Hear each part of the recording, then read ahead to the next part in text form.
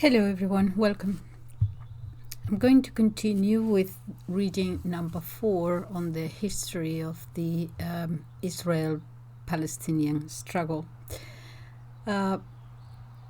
Unlike I have been watching some videos on YouTube, sort of checking what is out there, and it seems that the reason I'm doing this is that most of them, for example, start for the most part with the British Mandate and the Balfour Declaration, and I thought it would be a good idea to give you a sort of a general view of what was happening before the First World War and in between the wars, before we actually get to 1948 and how the whole thing started there as we experience it today. There isn't much there in the sense of detailed information about what led to what became later on.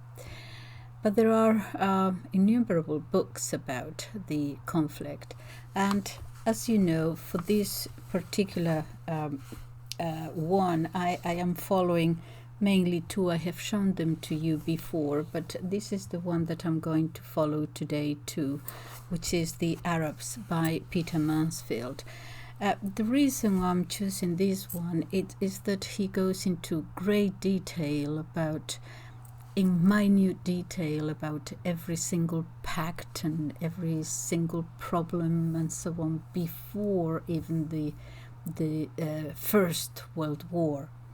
So I thought it would be a good idea to do this, just to give you a general idea. Now, what I'm going to do today is to very swiftly go through the period between the wars, the two world wars, and then very swiftly again go into what was happening in Iran and Syria and Lebanon before I actually get to the main reading today, which will be the state of Palestine. So we have seen up to now in the previous 3 videos that it was the Ottoman Empire. It had lost one by one the Eastern European provinces of the empire, and now it was losing the Middle East possessions that it had. And the problem of the Arab states, of the new Arab states, in defining themselves or fighting against the empire, seeing themselves as a nation or seeing themselves as Arabs first and second Muslims, or on the contrary as Muslim first and Arab seconds. And there was a lot of conflict here, with many leaders saying we were Arabs before we were Muslims, and the others saying no, but our religion is what defines us, and so on, which is different ways of looking at it. But you see, when the Ottoman Empire falls and the Western European powers come in, there's going to be again this resistance. At least the empire, we didn't want it and so on, but at least they were Muslims. And so there is this real conflict as how they see themselves and what they're going to fight for. So very swiftly now, between the two world wars, 5 new states were created from the ruins of the Ottoman Empire: Iraq, Syria, Lebanon, Transjordan, and Palestine. Their structure and boundaries were decided by the powers with little regard for Arab wishes. They began their existence without any sense of national cohesion or loyalty, and this was to make them virtually ungovernable when they became fully independent. The mandatory powers permitted the establishment of representative institutions within narrowly prescribed limits. But these were quite incapable of reconciling the various conflicting interests within the country or of adapting themselves to rapid social change. In other words, they failed in their task of building up a national political community. Since these new Arab states were Western creations, their people tend to regard their frontiers as artificial. It was inevitable, however, that a body of interest should grow up around the governments in Baghdad, Beirut, Damascus, and Amman. The emotional aspiration for Arab unity was powerful, but the obstacles to its practical achievement steadily increased. Now, the Anglo-Arab monarchies. Faisal's throne in Baghdad seemed only marginally firmer than the one from which he had been removed in Damascus. It was true that he had the support rather than hostility of the mandatory power, but this meant that he held an uneasy position between the British and the nationalities who wanted full independence as soon as possible.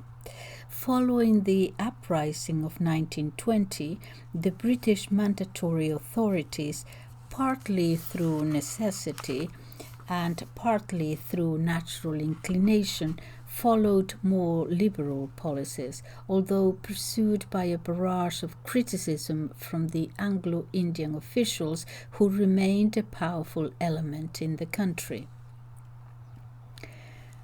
A nucleus of parliamentary institutions was created in 1924, with departments of state presided over by Iraqi ministers, and the powers of British officials were gradually reduced.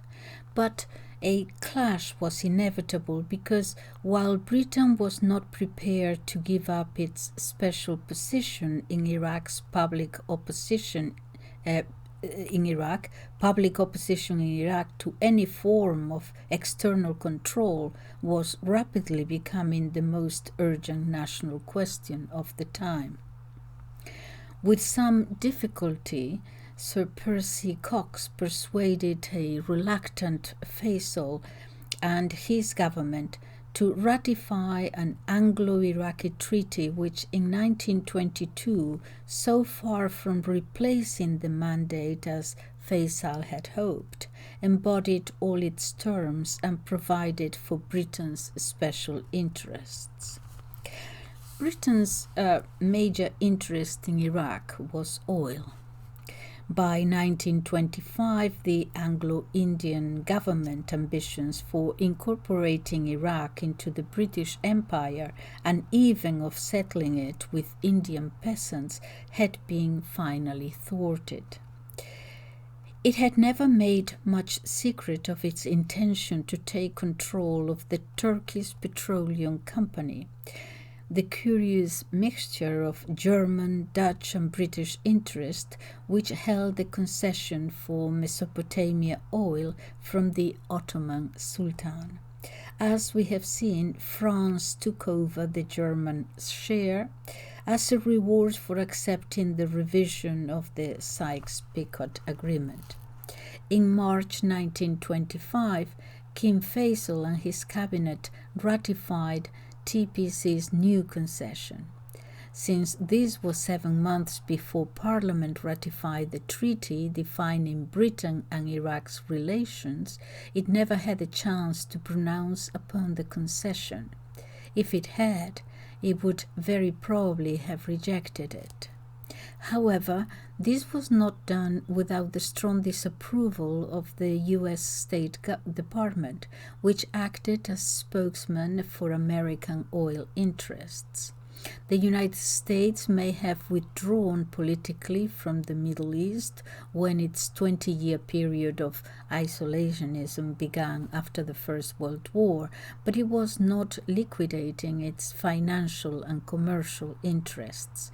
In a series of sharp notes, Washington pointed out to London that the United States had consistently taken the position in the peace negotiations that any alien territory acquired under the Versailles Treaty must be held and governed in such a way as to assure equal treatment, quote, in law and in fact, to the commerce of all nations, unquote, and accused Britain of quietly seeking control of all the oil resources of Mesopotamia. Eventually, by reaching a private agreement with the British owners of the Turkish Petroleum Company, two American companies, Standard Oil of New Jersey and Socony Vacuum, later Mobil Oil, jointly obtained an equal share with the two British companies and the French company in the Iraq Petroleum Company, as it had now become. Iraqi ministers had very little to say in any of these proceedings. Oil was struck in large quantities in 1927, and by the mid-1930s, when the oil pipeline from landlocked Kirkuk had been laid to the Mediterranean, Iraq became the second major Middle East oil producer after Iran. By 1928, Britain was prepared to end the mandate provided that British interests could be maintained. France, which believed that Britain was moving much too quickly, strongly disapproved. A treaty was delayed because of nationalist opposition to continued British tutelage in a concealed form and by disagreements among other League of Nations members. Finally, an Anglo-Iraqi treaty was concluded in 1930 and ratified at the end of the year. It provided for an Anglo-Iraqi alliance for 25 years, during which the two countries undertook to consult each other in order to harmonize their common interests in matters of foreign policy. Britain would have the use of certain Air Force bases in Iraq and existing means of communication, and in return Britain would provide a military mission to help train the Iraqi army. In accordance with the treaty, Iraq became a member of the League of Nations in 1932, although Britain's insistence was needed to overcome the doubts of some League members about Iraq's ability to shoulder all the burdens of independence. By 1932, Iraq had gone some way, against tremendous odds, towards creating a unified modern state. King Faisal I, despite his heavy dependence on British sponsorship, had established himself as a fairly enlightened and independent national leader. But the problems of Iraq's inherent divisiveness remained acute. The incorporation of the Vilayet of Mosul into Iran meant that 1/4 of the population was non-Arab. Kurds, Turkomans, or Assyrians.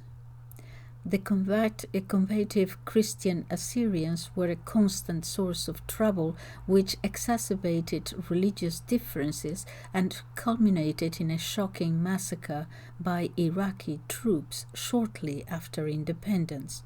It was especially the Kurds who had been cheated of their hopes of an independent state in eastern Anatolia after the First World War, and who were ruthlessly suppressed by the Turkish Republic, who were to challenge the unity of the Iraqi state.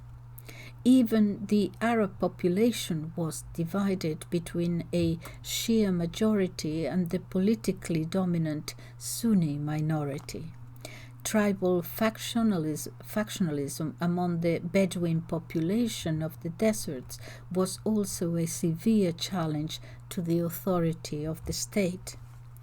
Tired and disillusioned, King Faisal I died suddenly in 1933 and was succeeded by his son Ghazi. Handsome and popular, but shallow and irresponsible, Ghazi was widely regarded as a nationalist, which meant being anti-British. He lacked his father's authority and prestige, and as he pursued his playboy existence, rival political factions encouraged tribalism, while a series of incompetent, reactionary, and increasingly authoritarian cabinets succeeded each other in office. They were opposed by an alliance of reformist middle-class intellectuals and young nationalist army officers inspired by the example of Ataturk. In 1936, these seized power under the leadership of General Bakar Sidki. The movement ended, as it had begun, with assassinations and another military coup. It was a failure because the reformist elements were soon pushed aside. The army was divided and the mass of the population alienated. But it was an event of great significance because it established a precedent for military coups in the Arab world. Despite the coup's failure, the Iraqi army had gained a new self-assurance and a taste for interference in political life. The army faction which overthrew Bakar Sidki remained a power behind the scenes, capable of making or unmaking cabinets. However, in 1938, this group, known as the Seven, was instrumental in bringing to power a pro-British civilian politician, Nuri Said, who was to dominate the Iraqi state for the next 20 years through his strong personality and political finesse. Iraq's importance gave Nuri a special status in the Arab world, which he exploited to the full. King Ghazi's death on April 4, 1939, in one of the sports cars he loved to drive recklessly, was followed by disturbances as the rumors spread that he had been killed by the British for his nationalist views. Nuri Said and the Seventh agreed on the choice of the Amir Abould Ilah, an able if unappealing man who was nephew of Faisal I and the brother of Ghazi's widow, as regent for the infant crown Prince Faisal. British support was vital to the fledgling Iraqi kingdom, both under the Mandate and in the early years of independence. It was this which ensured that the Vilayet of Mosul went to Iraq rather than Turkey, and that the vital questions of navigation rights on the Shatt al-Arab River between Iraq and Iran was decided in Iraq's favor in 1937. The agreement was denounced as unequal and unfair by Iran some 30 years later. In another sense, however, the British connection was weakening, and was a weakening and divisive factor. British tutelage was detested by Iraqi nationalists, and the overbearing monopolistic powers of IPC over their major natural resource were deeply resented. Eventually, these passions would rise and destroy both the monarchy and Nuri Said, who, for all his inability to change with the times, was the first major statesman the country had produced. So that is Iraq. I will stop there, but let's go to Syria and Lebanon. La Syrie et le Liban, and the French dominion. In acquiring the mandates for Syria and Lebanon, France had achieved a long-standing ambition and in the early years of its rule, it behaved more in the manner of a colonial government backed by military power than a guardian entrusted by the League of Nations with the task of bringing the territories with which it had been entrusted to self-government as quickly as possible. The press was controlled and nationalist groups suppressed. The basis of France's policy in both Levant states was to strengthen and promote the traditionally Francophile Christian population at the expense of the Muslim Arab elements. As we have seen, this was the purpose behind France's extension of the borders of predominantly Christian Lebanon at the expense of Syria. In the long run, this policy was not a success. It created deep resentment in Syria, and although Lebanon, where the Christian population remained dominant in commercial and political life, always caused France less trouble than Syria, the fact that nearly half its population were Muslim Arabs with no special ties with France meant that Le Grand Liban was never docile.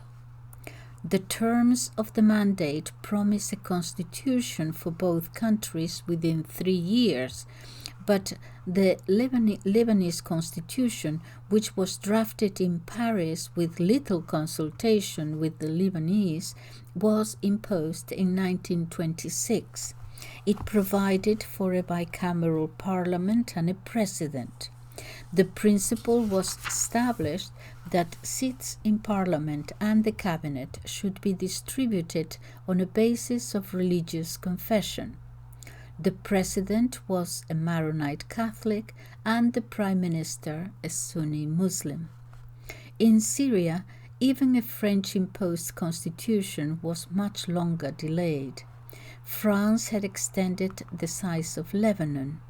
In Syria, it showed its intention of dividing in order to rule more easily by partitioning the country into 4 separate administrations, 2 of which were based on regional minorities.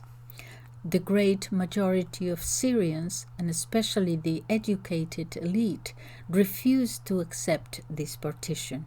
Many of them went further, demanding an independent Syria which should also include Palestine and Transjordan. In 1925, French rule was shaken to the foundation when the Druzes rose in revolt because of local grievances and formed an alliance with the nationalists in Damascus. The revolt subsided gradually, leaving much bitterness, but it led the French to pursue a more conciliatory policy. In 1930, the French High Commissioner promulgated a new constitution which made Syria, like Lebanon, a parliamentary republic, but with France retaining the control over foreign affairs and security. The new constitution failed to satisfy nationalist opinion even in Lebanon. The Lebanese constitution was suspended from 1932 to 1937 and the Syrian constitution from 1933 to 1936. Various factors contributed to a new French effort at conciliation in 1936. The Anglo-Iraqi Treaty had made Iraq independent in 1932. A similar Anglo-Egyptian treaty was concluded in 1936. The expanding power of fascist Italy and the outbreak of the Spanish Civil War raised tension throughout the Mediterranean, and in France itself, a left-wing Popular Front government had come to power. A treaty was signed in September 1936, providing for Syrian independence, Franco-Syrian consultation on foreign policy, French priority in advice and assistance, and the retention by France of 2 military bases. The Jebel Druze and Latakia districts were to be incorporated into Syria. A similar treaty was negotiated with Lebanon in November, but although both treaties were ratified by the Syrian and Lebanese parliaments, they were never ratified by the French Chamber and remained inoperative. The Popular Front government fell from power and was replaced by more conservative interests, which favored retaining French control over the Levant states for strategic and economic reasons. There were prospects of the discovery of oil in northeastern Syria, and the two countries were a convenient stepping stone on the route to the Far East. Another important factor was that Syrian and Lebanese independence would profoundly influence the Arabs in North Africa.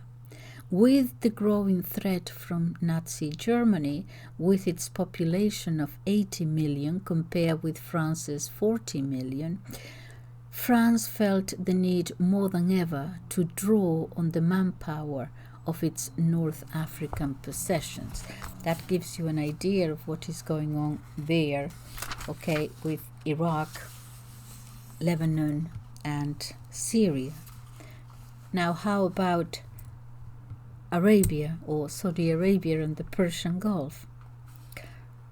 As we have seen, most of the vast and thinly populated Arabian Peninsula was united by the political and military genius of the desert warrior Ibn Saud, combined with the religious zeal of his Wahhabi followers. His new kingdom was backward and desperately poor. In the early 1920s, his annual revenue from all internal sources was £150,000. With an additional British subsidy of £60,000. In 1974, when this book was written, Saudi Arabia's total revenue were some 11 billion.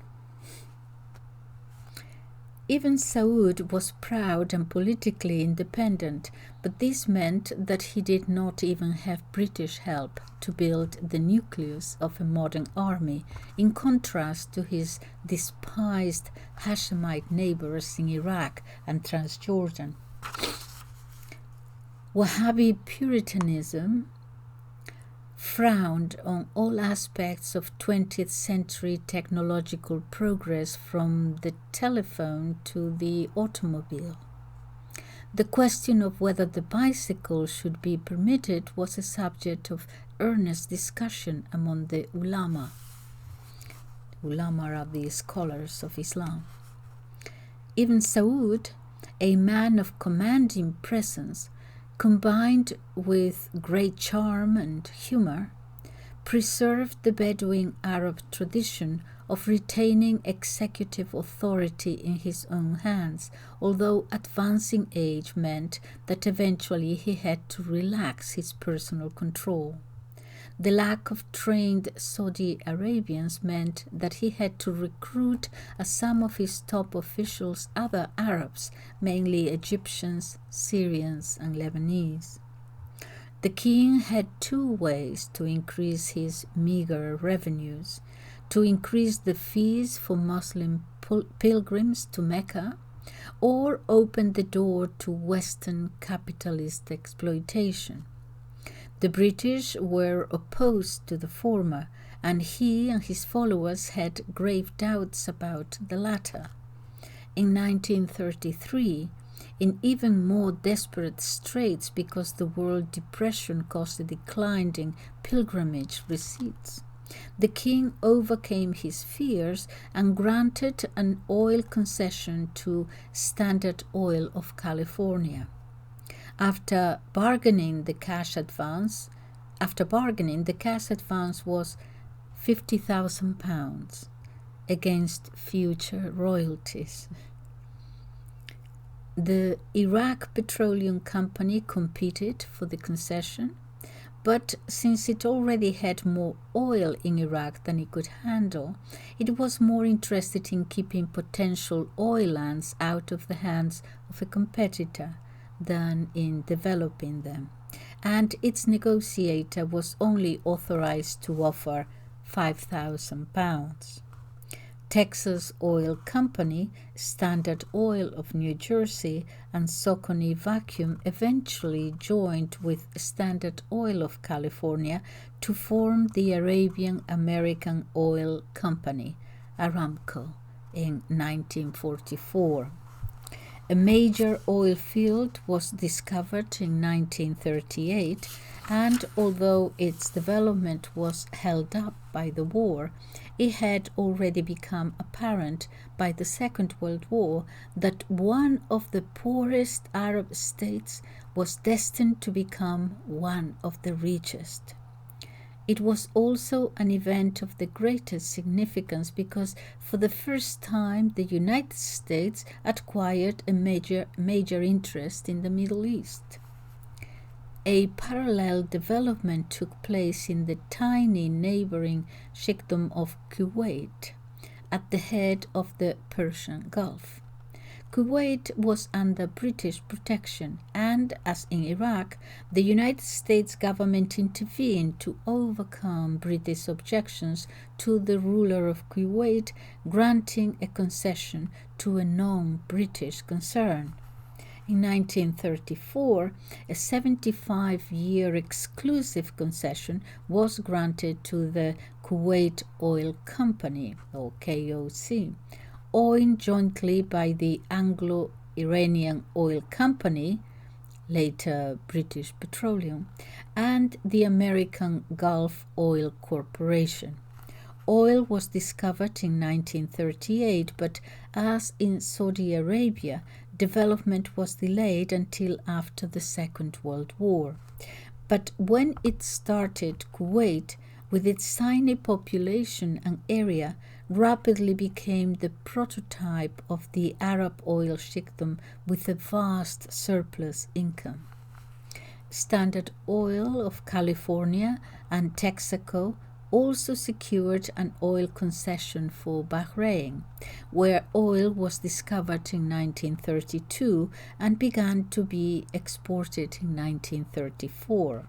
Although the island's oil production and revenues remained on a much more modest scale than those of Saudi Arabia and Kuwait after the Second World War, Bahrain was able to devote funds to education and social services from the 1930s and secured a lead in a generally backward area. Rivalry between Ibn Saud and the other independent ruler in Arabia, the Imam of Yemen, over the possession of the Asir province, which lies between Yemen and the Hejaz, led to a brief Saudi-Yemen war in 1934. The Yemeni forces were quickly routed by Saudi troops led by the young Prince Faisal, and a treaty of peace signed on 20th of May 1934. Ibn Saud imposed only a minor frontier adjustment, and the moderation of the terms made the Imam Yahya his friend for life. Outside Saudi Arabia and Yemen, the Arabian Peninsula and the Persian Gulf were under direct or indirect British control. However, the Imam Yahya, 1903 to 1948, never accepted British rule over the Aden Protectorate in southern Arabia. Although in 1934 he signed a 40-year treaty of peace and friendship with Britain, which accepted Yemen's southern frontier as the status quo until future negotiations could reach a final settlement, it was only an uneasy truce which followed. The threat from Yemen caused the British to intensify their efforts to pacify the interior, which continued in a state of tribal anarchy. In 1936 and 1937, Harold Ingram's, one more outstanding Anglo-Arab, persuaded the tribes and rulers of the Hadramaut to sign a truce which became known as Ingram's Peace. And in 1938, the Aden Protectorate, divided administratively into the Western Protectorate and Eastern Protectorate, the Hadramaut, was formally established under the British Colonial Office. And this provided an effective cordon sanitaire protecting Aden Colony.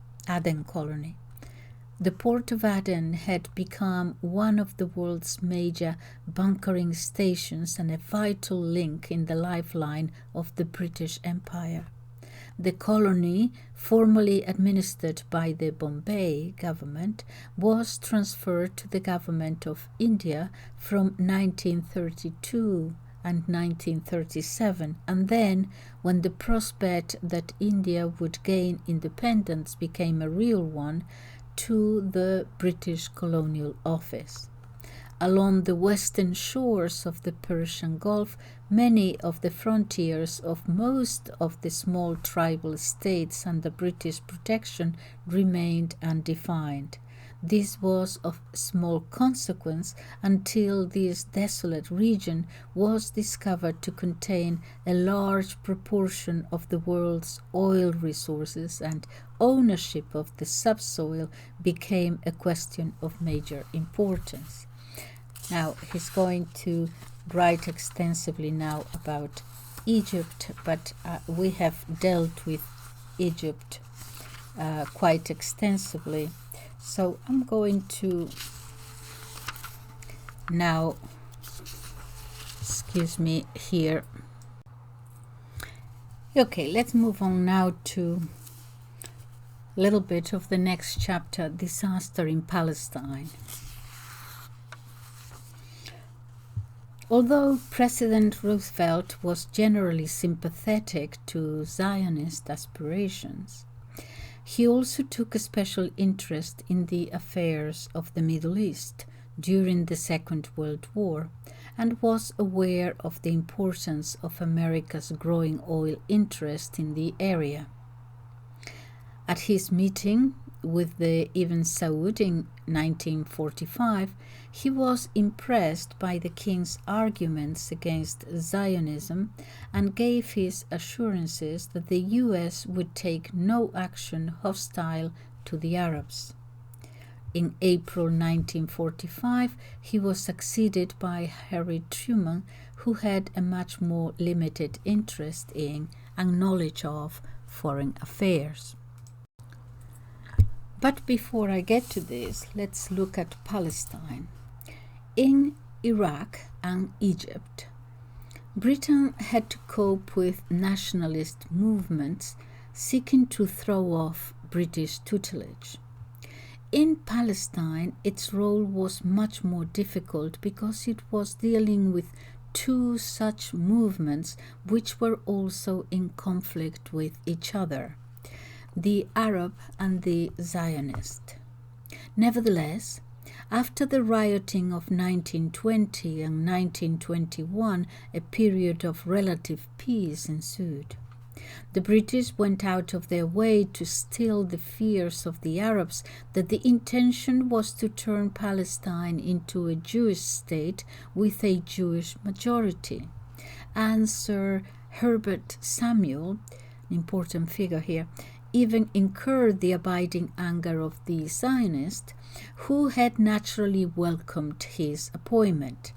But by temporarily suspending Jewish immigration in 1921.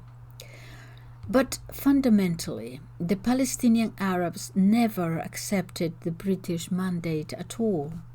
Their demand was for immediate Arab rule, and this the British were not prepared to concede.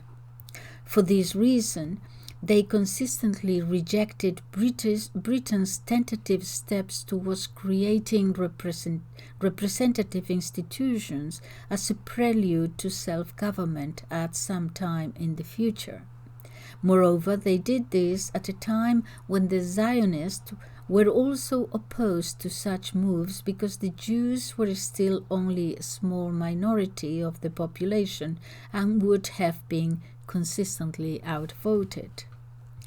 The symbol of this totally uncompromising Arab attitude was Hajid Amin al-Husseini, a young member of one of the leading Jerusalem Arab families who had studied at Al-Azhar University in Cairo and had acted as recruiting officer for Faisal's army under the British occupation.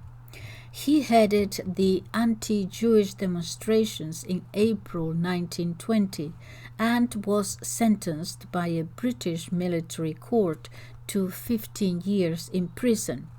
He absconded but was pardoned by Sir Herbert Samuel, who decided, as a measure of conciliation of Arab opinion, that he should be offered the post of Mufti of Jerusalem when the post fell vacant on the death of his stepbrother. In 1922, he was elected head of the Supreme Muslim Council, which had been formed by the British Mandatory Government. From then onwards, he was the effective leader of the Palestinian Arabs. If, for a period, he was prepared to hold his hand, in effect, he never altered his determination to wage all-out war against both the British and the Zionists to make Palestine an independent Arab state. There is a note here. There is much to be said for the view of the Zionist writer John Kimcher that Hajj Amin not only shaped Palestinian Arab policy throughout the interwar period, but left a legacy of uncompromising refusal to accept or recognize Zionism in any form, which was an agreed principle of all Arabs for long after his personal influence had declined. And this is from the book The Untold Story of Why We Failed by John Kimcher, Palestine or Israel. All right, so the main reason why Palestine was relatively quiet from 1923 to 1929 was that the Arabs saw no real danger of the Zionists taking over the country. Although substantial numbers of Jews came into the country, many were leaving, since economic prospects were limited. In 1927, there was even a net emigration of Jews from the country.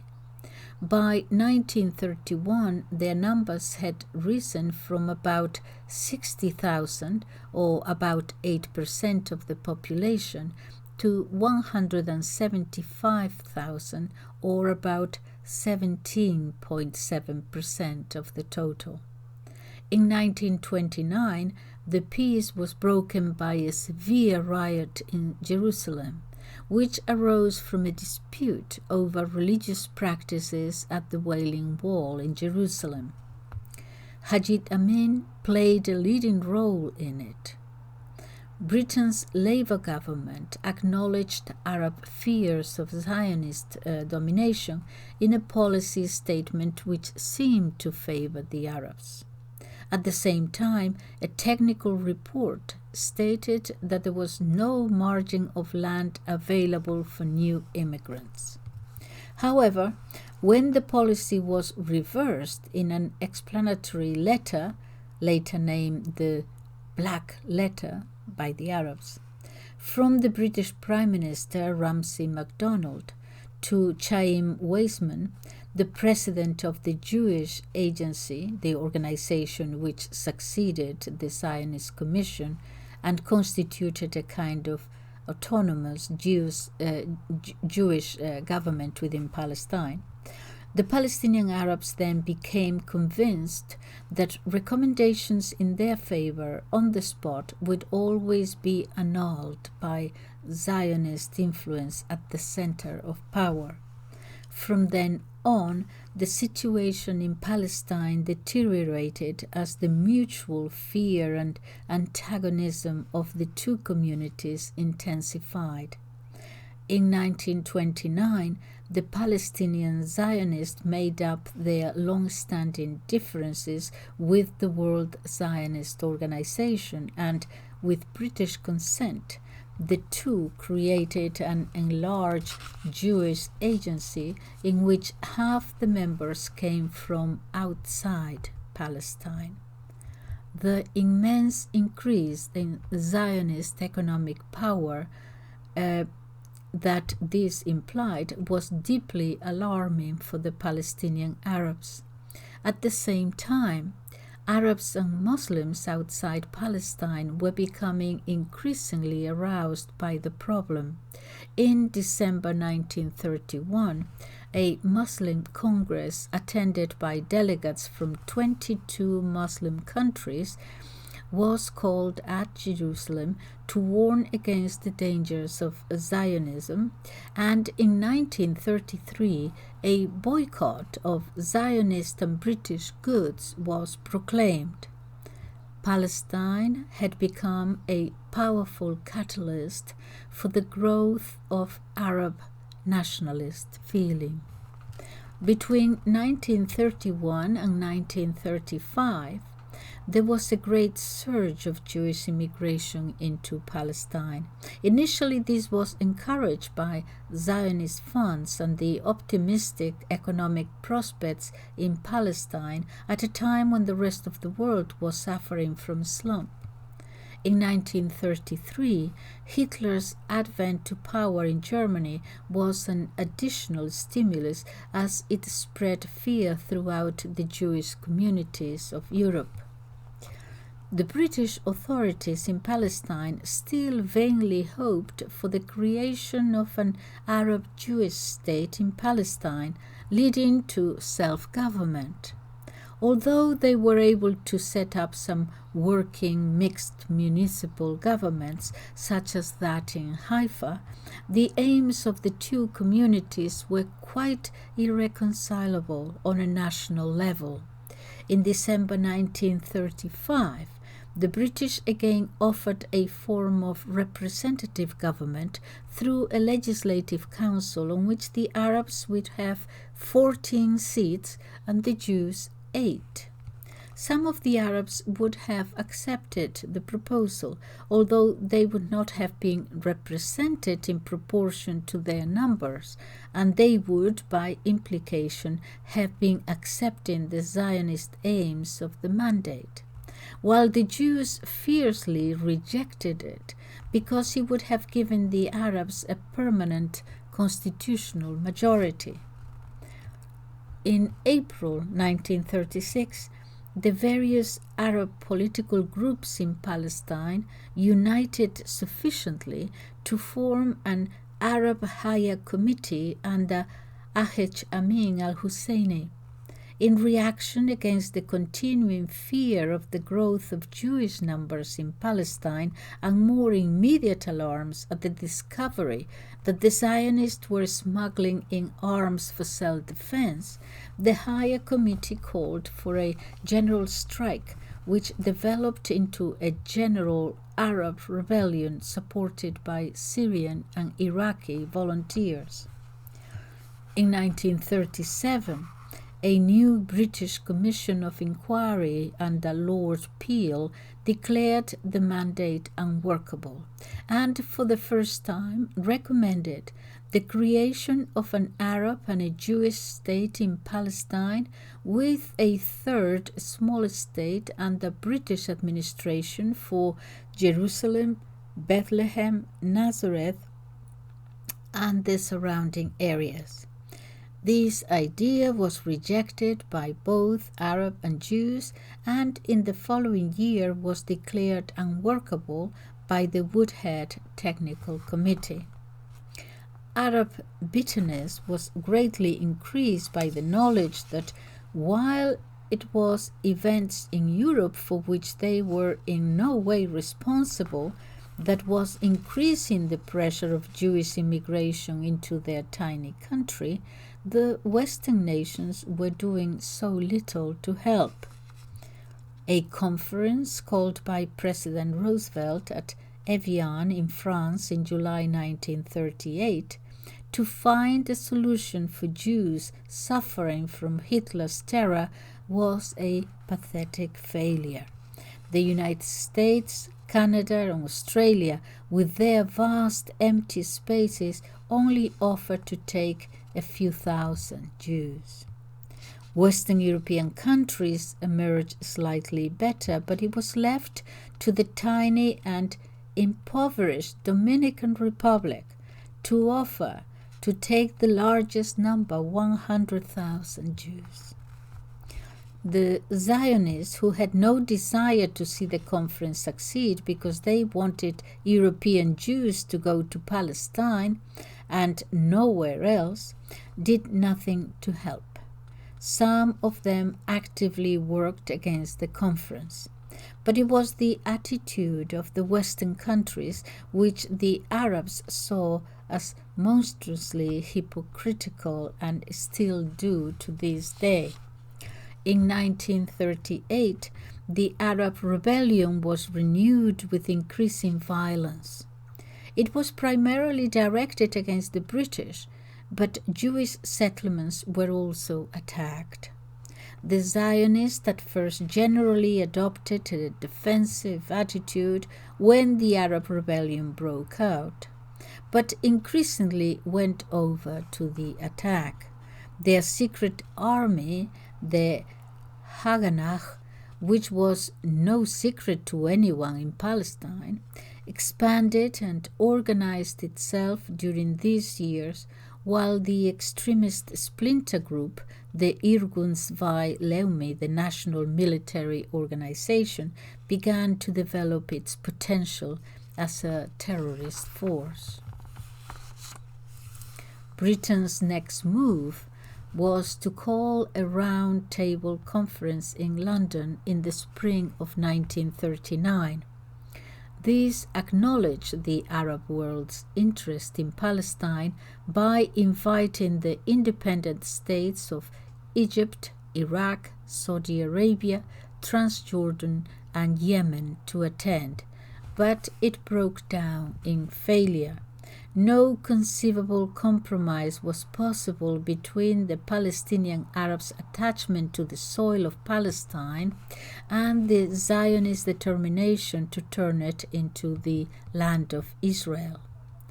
The fact that in some cases wealthy Arab landowners had sold land over their tenants' heads to the Zionists, and others had grown rich as middlemen with thriving Zionist enterprise, of course did nothing to reconcile Palestinian farmers to what was happening. In the first days of the mandate, the Palestinian Arabs regarded a Zionist takeover in Palestine as a distant threat. They concentrated mainly on demanding an end to British rule. Now, their rustic villages were overshadowed by modern westernized Jewish towns and settlements, and Jewish numbers had risen to nearly 500,000, or just under 1/3 of the population.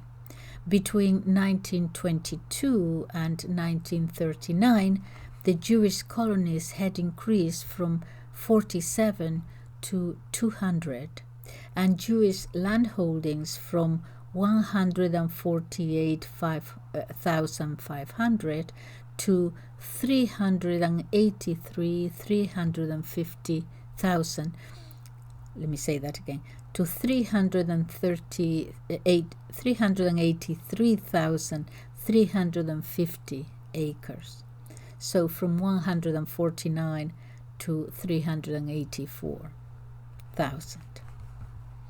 It was at this point that the British government decided on drastic action to try to settle the problem in the face of the inevitable oncoming war.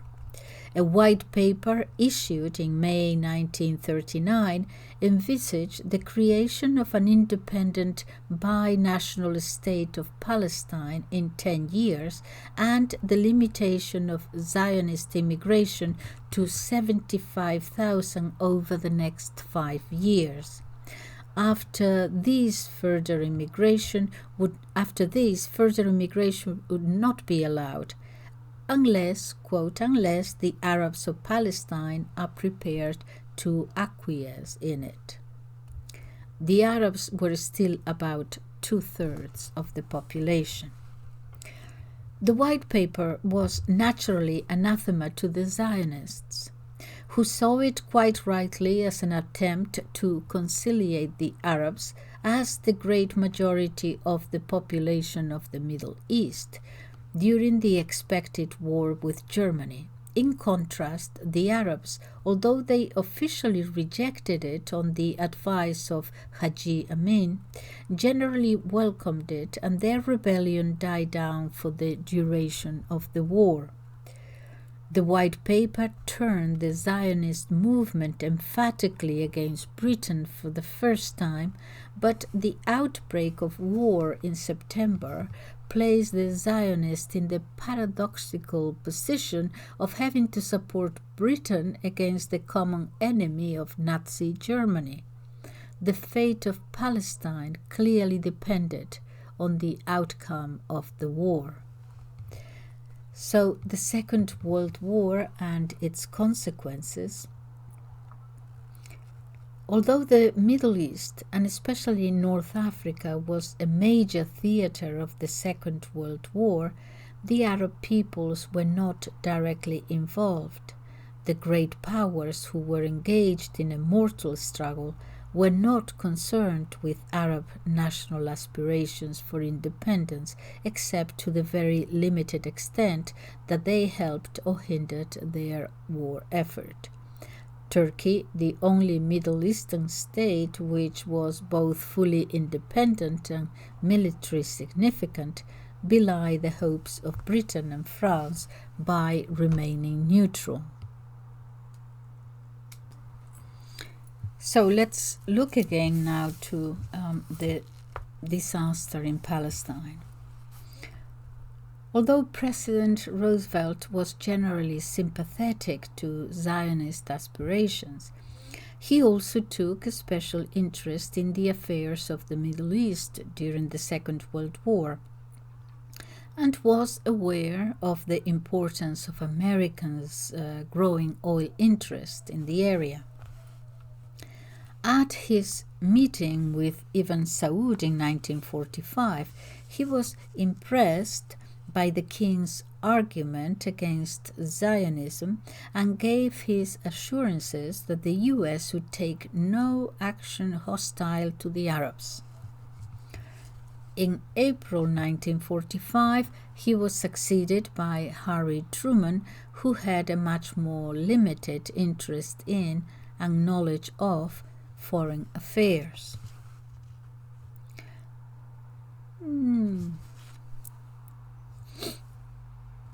Okay. Before the end of the war, the Zionist leaders in London began to urge the cancellation of the British White Paper on Palestine of 1939 and to urge the immediate admission of 100,000 Jews to Palestine. Their hopes were raised when a Labour government took office. At the Labour Party conference in 1944, a resolution had been passed saying that since there was no sense in a Jewish national home in Palestine unless the Jews were a majority, there should be a transfer of population and the Arabs should be encouraged to move out as the Jews moved in. That was the Labour Party Conference 1944.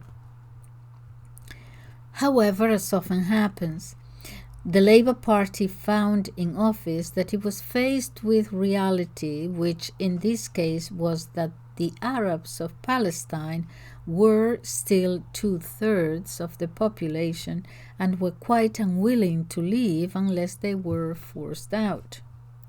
Ernest Bevin, who as Foreign Secretary was responsible for Britain's Palestine policy, put up a stubborn resistance to what he regarded as unreasonable Zionist demands, such as that Palestine should at once be declared a Jewish state. It was at this point, in August 1945, that President Truman endorsed the Zionist demand that 100,000 Jews should be allowed immediately into Palestine. We know that President Truman was a Freemason, very high up in the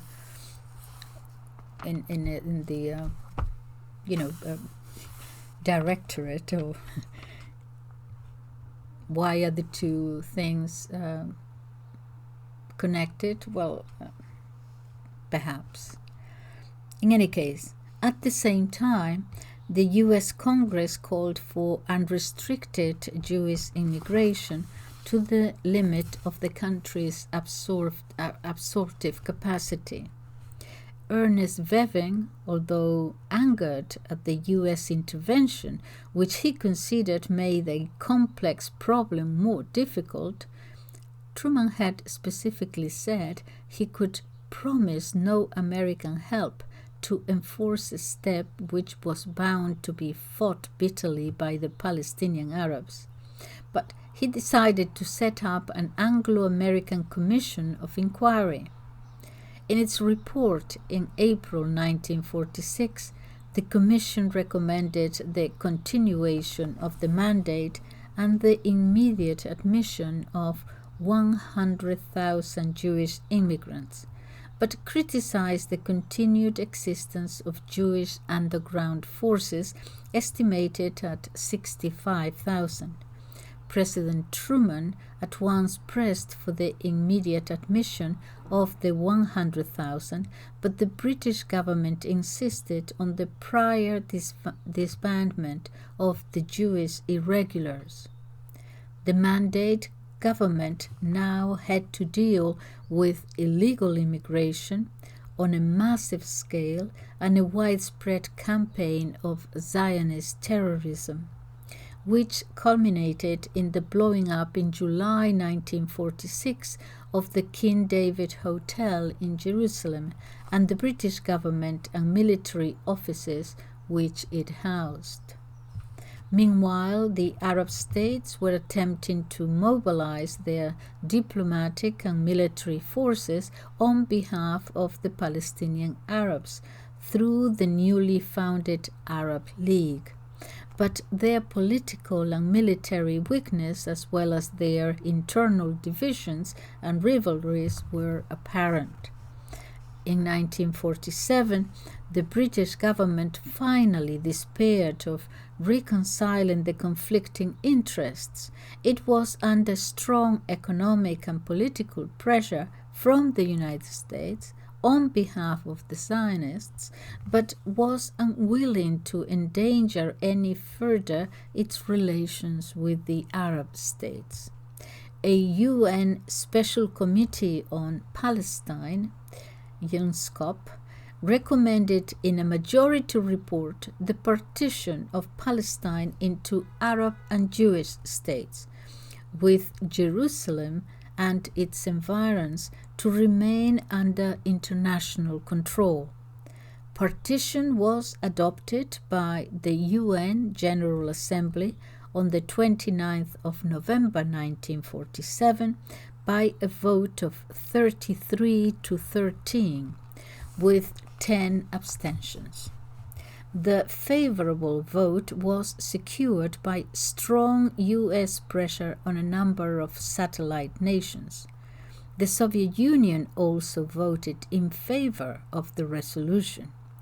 All the Islamic Asian countries voted against, and an Arab proposal to ask the International Court of Justice to judge the competence of the General Assembly to partition a country against the wishes of a majority of its inhabitants was only narrowly defeated.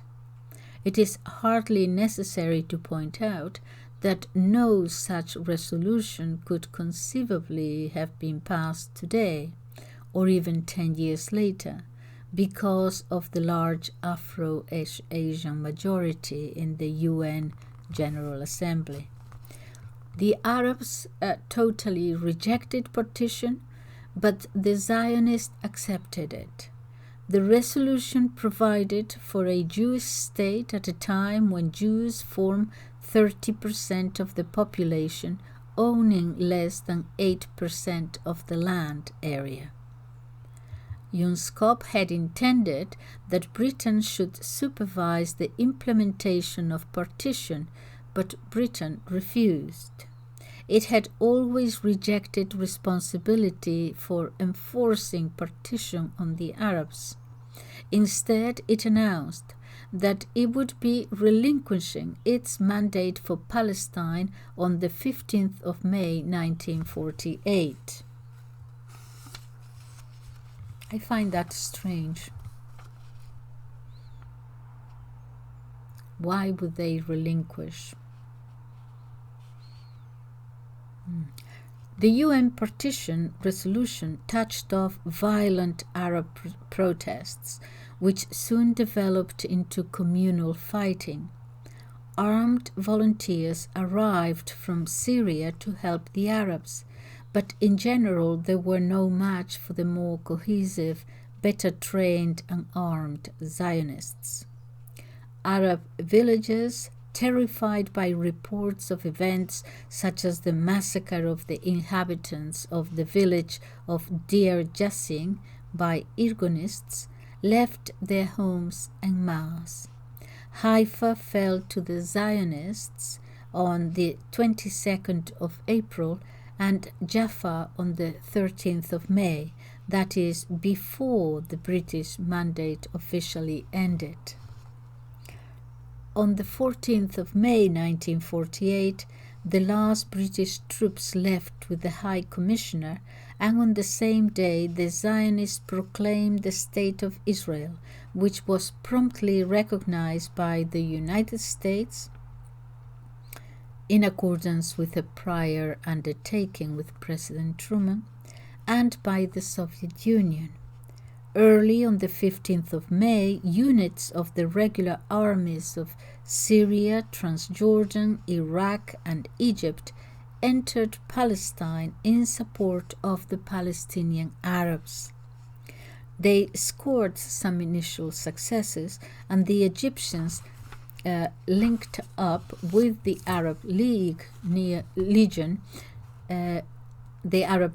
near Bethlehem, but the Israelis, fighting desperately in the knowledge that their survival depended on the outcome, launched a violent counter-offensive which ended with an Arab collapse. The overwhelming Arab superiority in population was not reflected on the battlefield, where the total of Arab regular forces engaged was 21,500, compared with the Jewish troops estimated at between 40 and 60,000. The Zionists were better equipped, and they secured important fresh arms supplies from Czechoslovakia while fighting was in progress.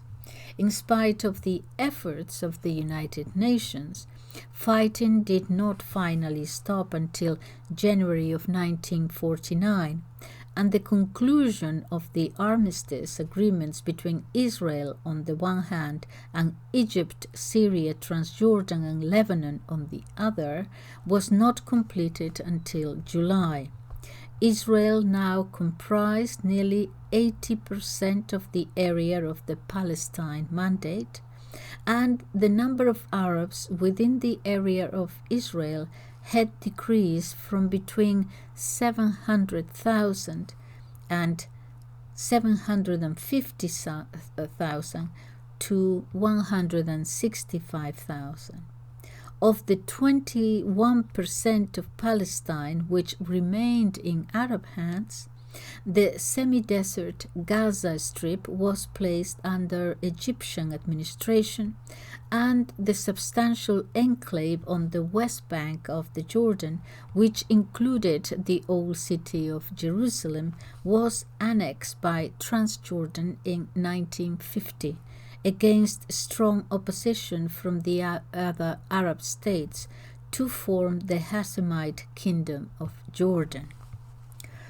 The Palestine War and the harsh injustices that it caused the indigenous inhabitants left a legacy of bitterness among all the Arabs against Israel and the two Western powers most responsible for its creation, Britain and the United States.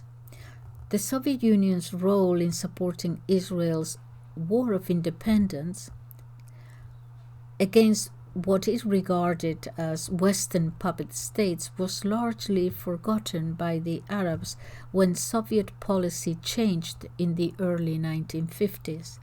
It has been the single most powerful factor behind the radicalization of the Arab world and the growth of anti-Western feeling over the past decades. Britain's responsibility has been severely but not unfairly judged by the historian Arnold Toynbee. Quote, Britain was in control of Palestine for 30 years, and during those fateful 3 decades she never made up her mind, or at any rate never declared, what her policy about the future of Palestine was. All through those 30 years, Britain lived from hand to mouth, admitting into Palestine year by year a quota of Jewish immigrants that varied according to the strength of the respective pressures of the Arabs and Jews at the time. These immigrants could not have come in if they had not been shielded by a British chevaux de frise. If Palestine had remained under Ottoman Turkish rule, or if it had become an independent Arab state in 1918, Jewish immigrants would never have been admitted into Palestine in large enough numbers to enable them to overwhelm the Palestinian Arabs in this Arab people's own country. The reason why the State of Israel exists today and why over 1.5 million Palestinian Arabs are refugees is that for 30 years Jewish immigration was imposed on the Palestinian Arabs by British military power until the immigrants were sufficiently numerous and sufficiently well armed to be able to fend for themselves with tanks and planes of their own. This is the famous British historian Arnold Toynbee's introduction to Sami Hadawi, Palestine Diary, Beirut, 1969. After the creation of Israel, the Arabs continued to recall Britain's responsibility.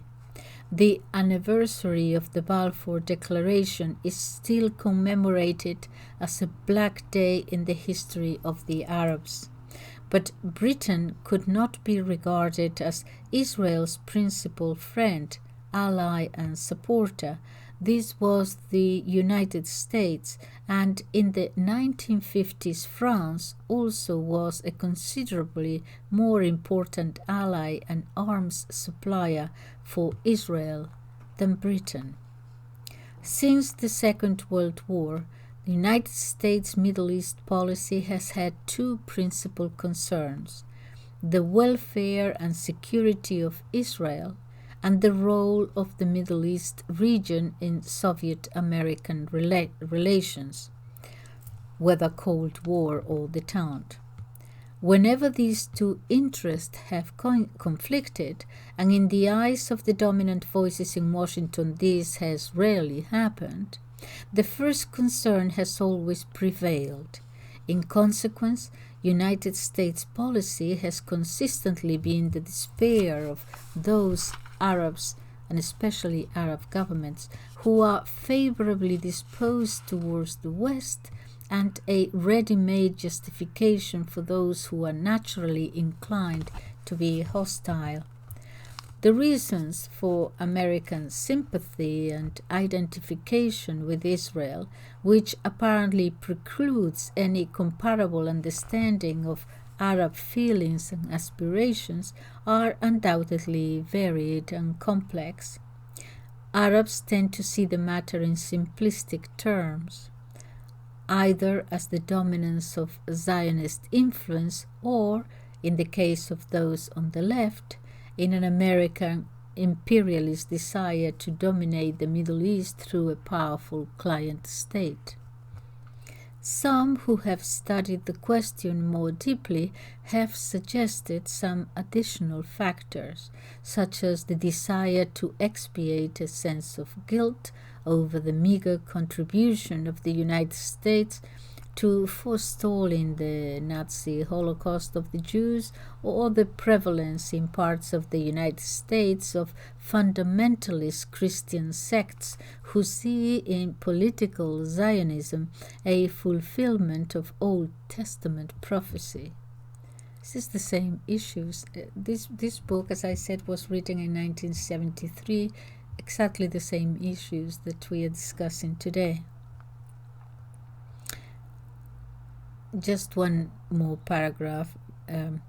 The British pro-Zionist politician and writer Richard Crossman, who was a member of the Anglo-American Commission of Inquiry, plausibly suggested that while Americans tend to identify themselves more with Jewish settlers than the indigenous Arabs, with Europeans it is the reverse. Whatever the reasons, the vast majority of Arabs have concluded, either with or without regret, that the United States is their enemy, and far and away the most important reason for this is the Palestine problem. The deep Arab sense of grievance about Palestine has been kept alive by the existence of the Palestinian Arab diaspora.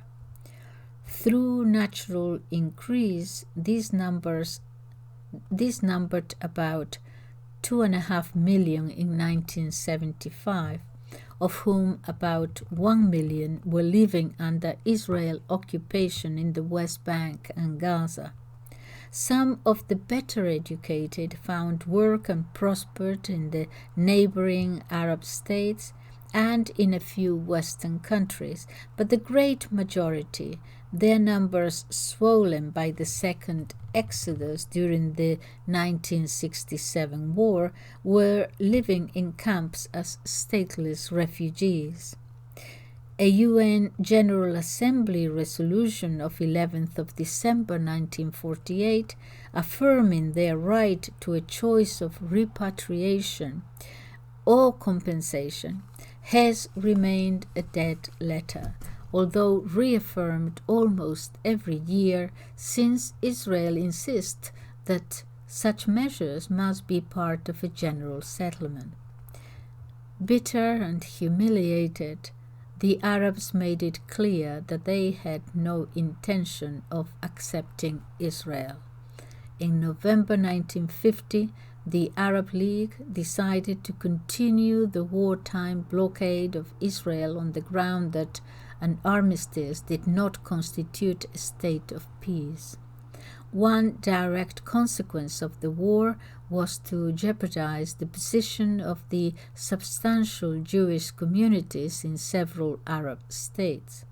As the Zionists urged their emigration to the new state of Israel, they became the object of suspicion to Arab governments. 5/6 of Iraq's 150,000 Jews left for Israel over the next few years. And here we are.